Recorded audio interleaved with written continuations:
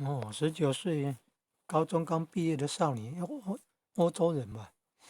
你看那个位置好像是英国还是哪一国？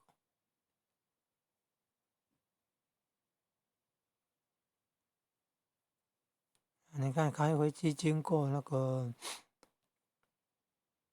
个是大西洋的，然后回美洲。哦，它有从北美往南边，然后到中美洲那边，然后再又上去，又到北美洲，要经过太平洋才能够到亚洲，中国大陆北京呢。你看很有勇气耶，已经来到台湾了嘞。